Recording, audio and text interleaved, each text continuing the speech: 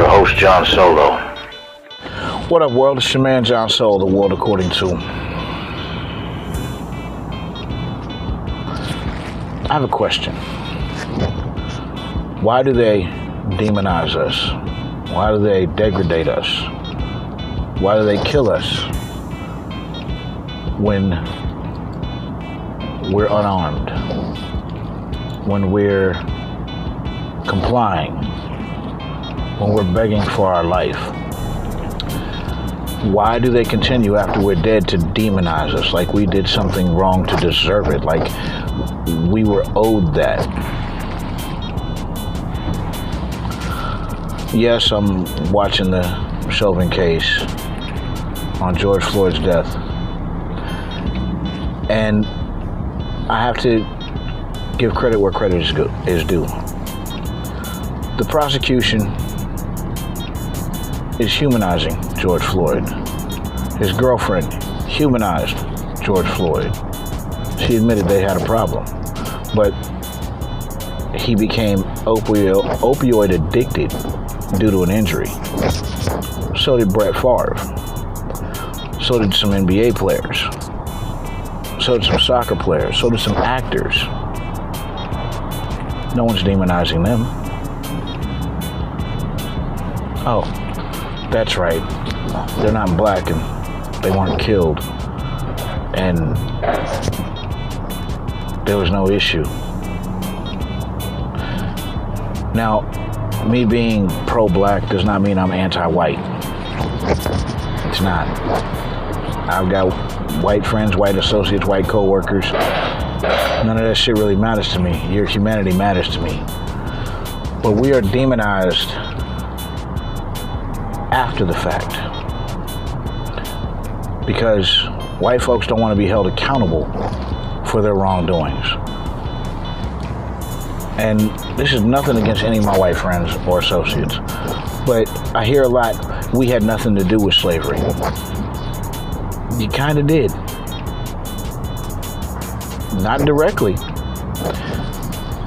But if you tout that same shit out your mouth, you had something to do with it.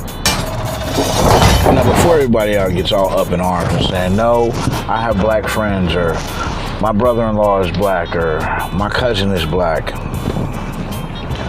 I got half white cousins. What's your point? Doesn't matter.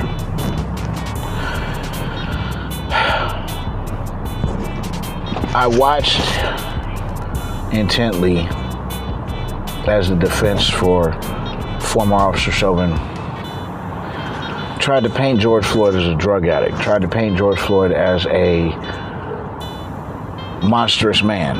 And I don't mean monstrous in his size, I mean in his actions. The man was a security guard at a halfway house or a shelter. He's also a security guard at a bar/restaurant. He loved his family. He visited his family here in Houston. He stayed where he stayed. But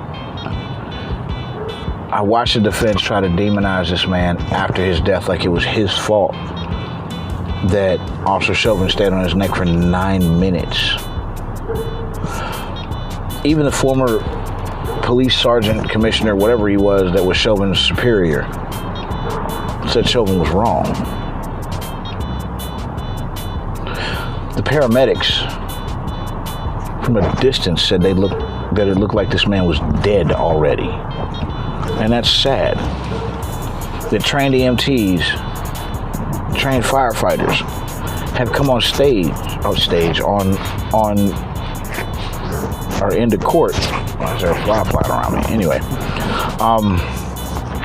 they've come and sat at the stand and been like, yo, basically this shit is wrong. This man was dead. That force didn't matter. And if I'm not mistaken, and the jurors really don't know this, they weren't supposed to know this, the 4 officers that were there were fired, immediately fired. Cool, great, that's nice. But are they going to be held accountable? Are they going to be held culpable for being complicit in George Floyd's death, as any normal citizen would? Accountability goes all the way around. So the defense tried to paint this man as a monster. Come on, man. Stop. We're demonized after death because America was never meant for us. We were not meant to be more than property. We were not meant to be more than workers. We got called lazy after we stopped working for free. We became a problem when we wanted equality. We became an issue when we started standing up for ourselves. We became a threat when we realized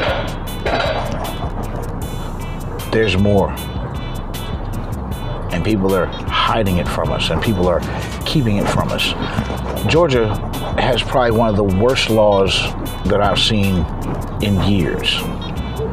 And I'm no lawyer, and I don't follow congressional law or things like that, but I read. It literally states in the new law that you cannot, and it does not specify, go ahead and look it up. It is separate things. If I'm walking on a voting line with no political affiliation and I give somebody a bottle of water or a sandwich, I can go to jail. Now, no, I don't live in Georgia. And yes, in case you ask, my nail is blue. I have daughters. When you have daughters and they're doing shit, you just shut the fuck up and do it as a father. Anyway, I can be arrested for giving someone who's tired, someone who's old, someone who's hungry, a sandwich, a bottle of water. You're cutting down ballot boxes. You're cutting down mail-in voting. You're requiring outrageous steps to vote because the big kids took your ball. For years, I was a little kid, and the big kids took my ball. Guess what? I took it back. We are not a problem. We are not a threat. We are not an issue. We are Americans. And as Americans who have been suppressed, killed, demeaned, degraded, we need to demand better. It's not even a question of when are we. It's a question of how do we, like my grandfather said, you use what they teach you and you use it. Not against them, but for you.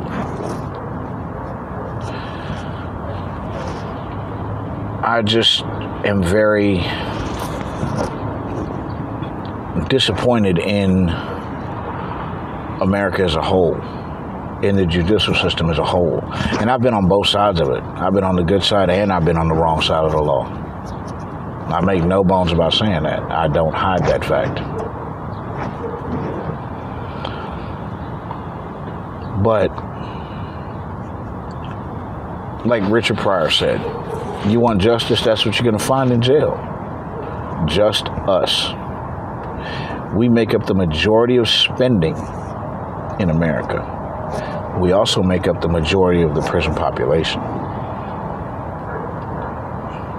And something else. Public Enemy said, fear of a black planet. You think it's not real? It is. Look at what's going on right now. Look at how things are going. Look at how shit is happening. We as black people have to stand up and do better.